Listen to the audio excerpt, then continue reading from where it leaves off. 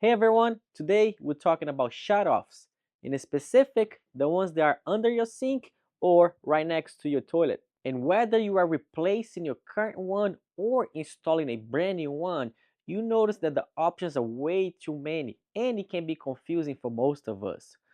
So I'm gonna walk you through all the options and help you choose the right one for you.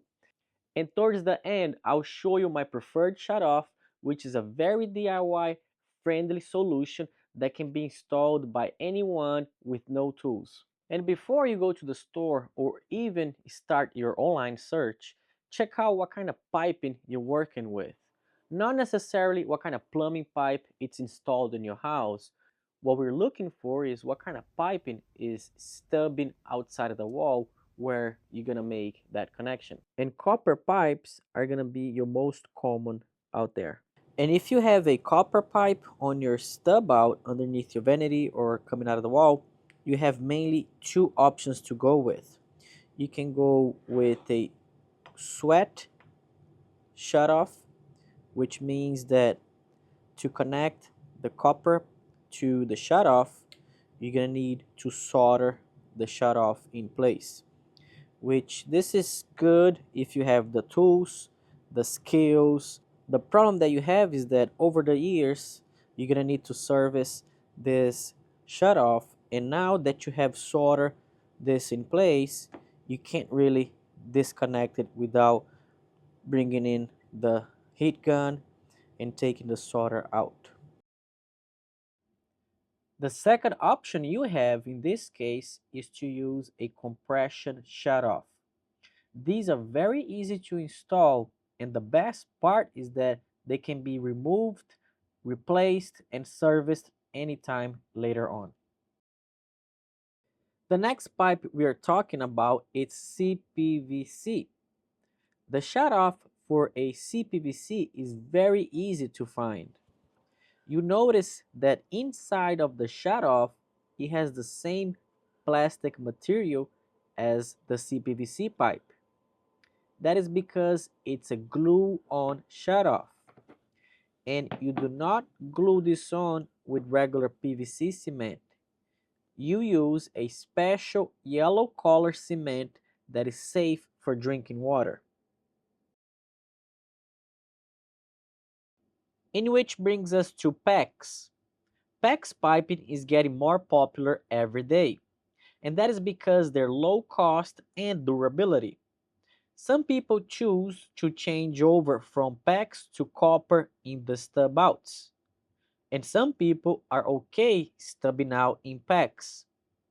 If you have PEX, you need a shutoff that's designed for PEX. You can see that in the end of the shutoff, it has grooves, and these grooves are meant to bite the PEX as you crimp it. And to crimp a PEX, you're gonna need a copper ring and a crimper. So if you're gonna go this route, make sure that you account for these expenses.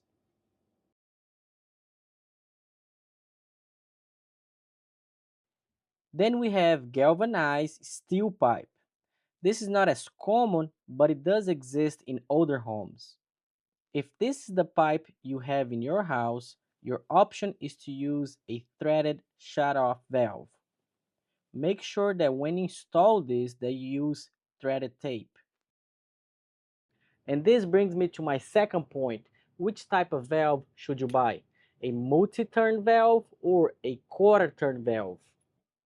A multi-turn valve takes multiple turns to open and close the valve.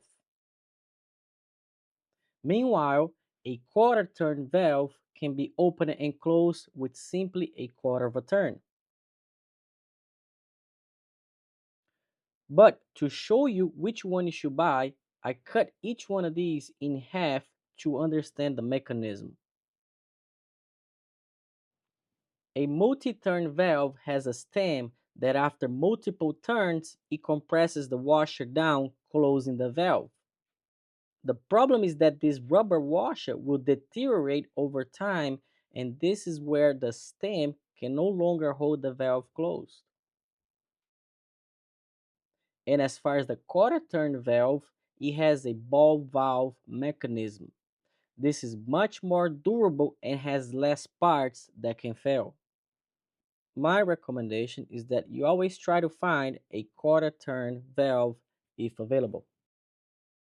And if you need help finding these parts, I'm gonna leave a link on the description right here. But if you're watching this on your TV, there's a QR code right here, and that's gonna take you to the list of all the parts used here today, including this next one. And this is my favorite. They're called push fittings. This type of fitting is gaining traction in the market as the best DIY option. It goes with a variety of pipes, so there's no second guessing what kind of pipe it's in your home. There are no tools needed to install them, and they are removable if it ever needs to be replaced. But not everyone is a fan of these fittings. They actually think that the water pressure may push them off during their life in your home. Let me know down in the comments what's your thought of using these type of fittings. And I know this is not everything, but this is a good highlight on what to do when choosing the shutoffs for your home.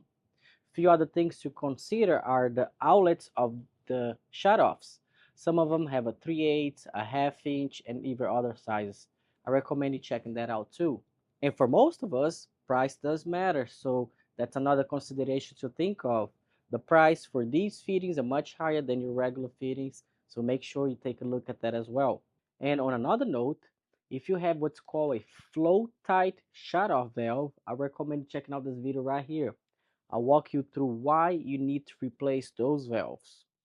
I hope you learned something in this video, and I'll see you in the next one. Thank you for watching. Bye.